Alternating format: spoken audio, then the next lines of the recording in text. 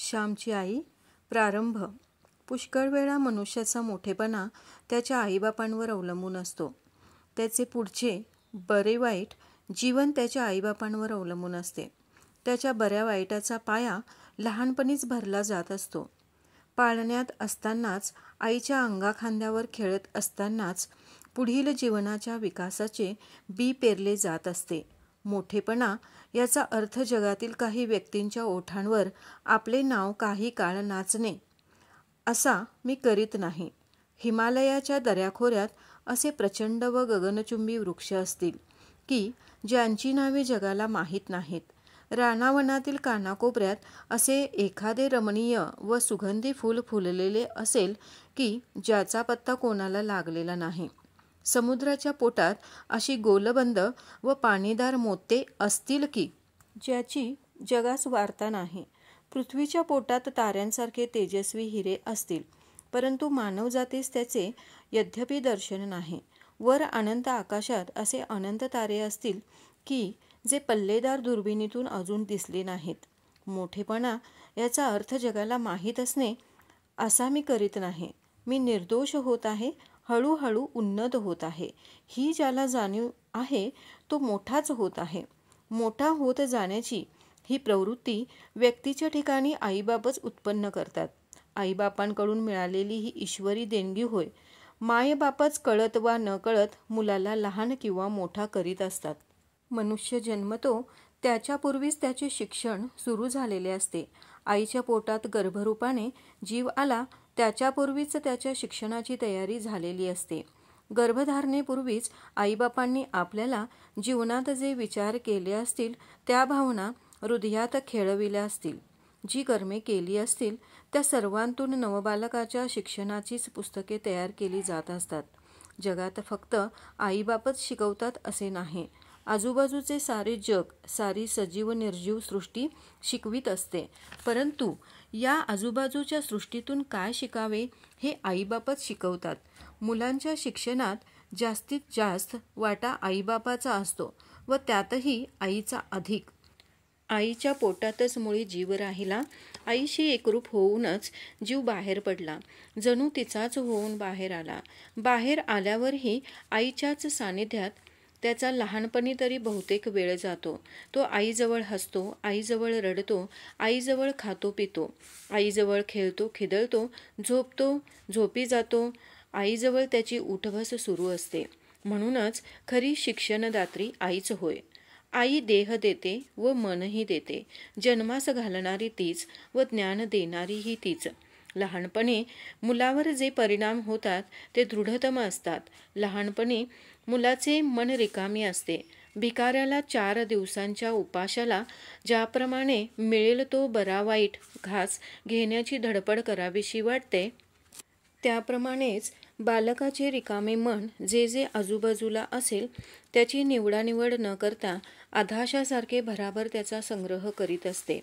अगदी लहान 2-4 महिन्यांच्या मुलाला जर बाहेर अंगणात ठेवले तर आजूबाजूच्या हिरव्या हिरव्या झाडामाडांचा त्याच्या मनावर, त्याच्या शरीरावर इतका परिणाम होतो की त्याच्या मनासही रंग येतो असे बायका म्हणतात. याचा अर्थ एवढाच की लहानपणी मन फारच संस्कारक्षम असते.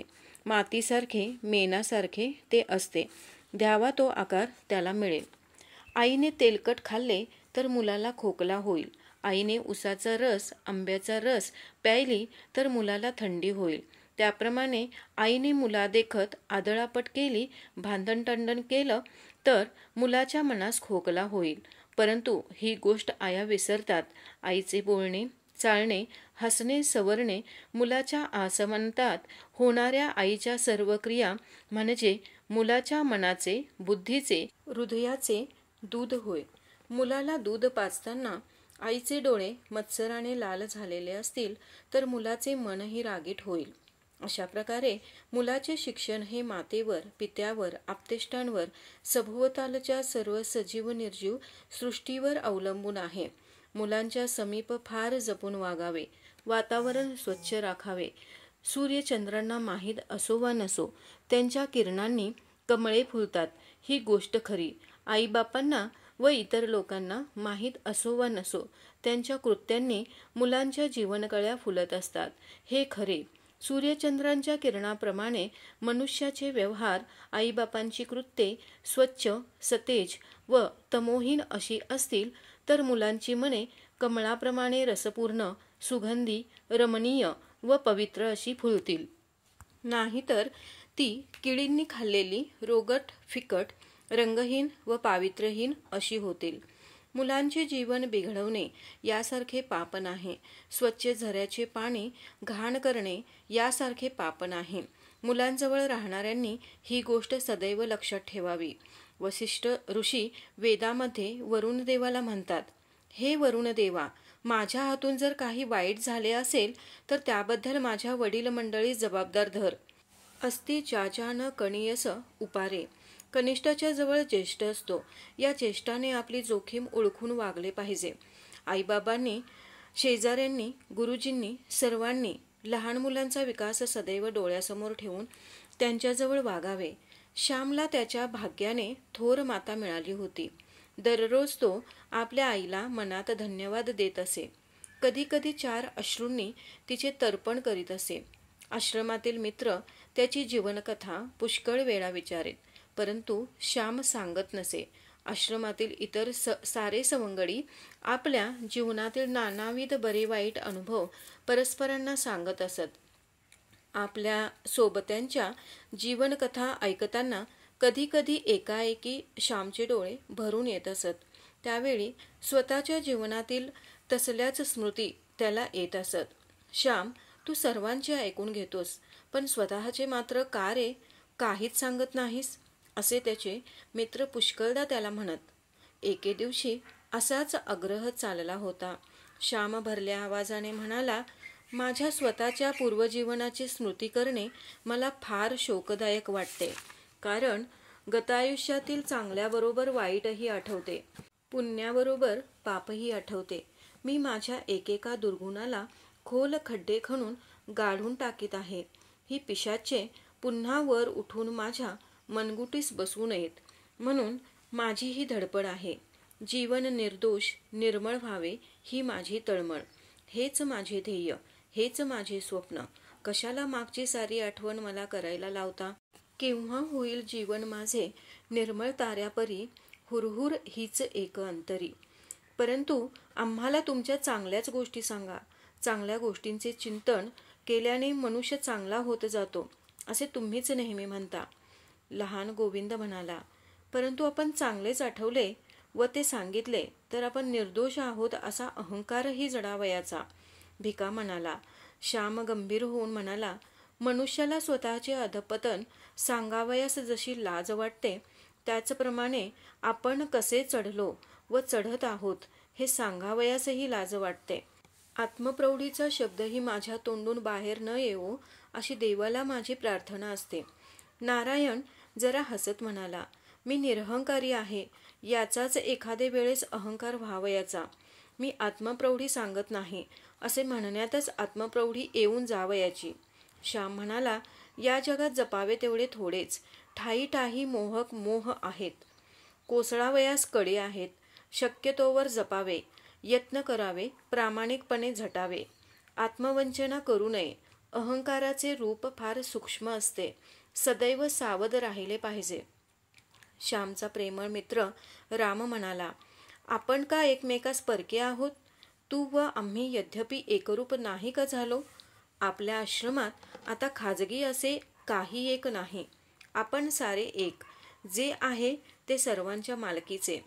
तू आपली अनुभव संपत्ती का बरे चोरून ठेवतोस? तुझ्याजवळ वादविवाद आम्हाला करावयाचा नाही. आम्हाला सांगण्यात कसली आहे प्रौढी? कसला आहे गर्व? तुझ्या जीवनात ही माधुरी, ही सरलता, ही कोमलता, हे प्रेम, हे गोड हसणे, ही सेवावृत्ती, ही निरहंकारिता, कोणतेही काम करण्यास लाज न वाटण्याची वृत्ती, हे सारे कोठून आले ते सांग. आम्ही आजाऱ्यांची शुश्रूषा करतो, तूही करतोस, परंतु तू आजाऱ्यांची आई होतोस. आम्हाला का होता येत नाही? तू आपल्या नुसत्या गोड हसण्याने दुसऱ्याला आपलासा करतोस, परंतु त्याच्याजवळ 4-4 तास बसून बोलूनही त्यांची मने आम्हाला ओढून का घेता येत नाही? सांग, ही जादू कोठून पैदा केलीस? सांग, तुझ्या जीवनात हा सुगंध कोणी मिसळला? ही कस्तुरी कोणी ओतली? श्याम, वऱ्हाडातील एक दंतकथा तुला माहीत आहे का? एकदा वऱ्हाडात एका श्रीमंत व्यापाराचे टोलेजंग घर बांधले जात होते. त्यावेळेस एक नेपाळी कस्तुरी विक्या तेथे कस्तुरी विकावयास आला. श्रीमंत व्यापाराने त्या कस्तुरी विक्यास भाव विचारला. तो कस्तुरी विक्या तिरस्काराने म्हणाला, तुम्ही दक्षिणेतील गरीब लोक काय घेणार कस्तुरी?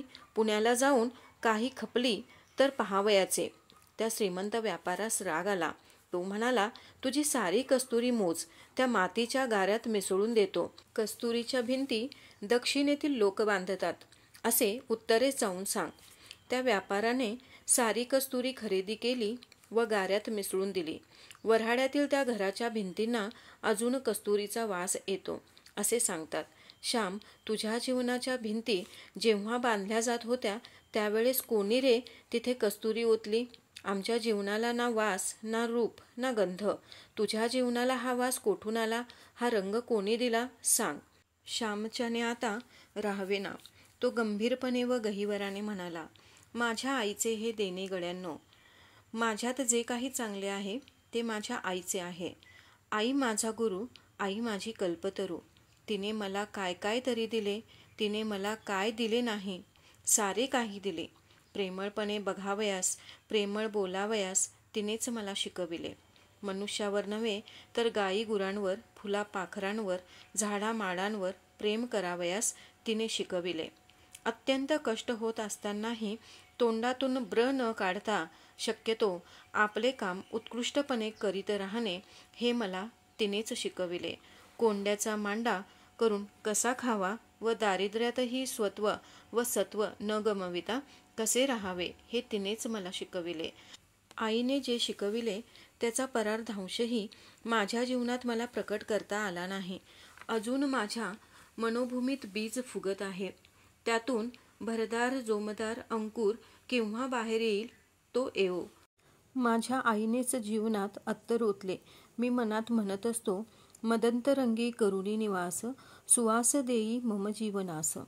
तीच वास देणारी, रंग देणारी.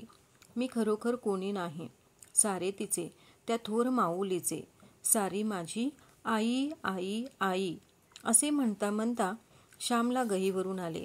त्याच्या डोळ्यातून घळाघळा अश्रुधारा गळू लागल्या.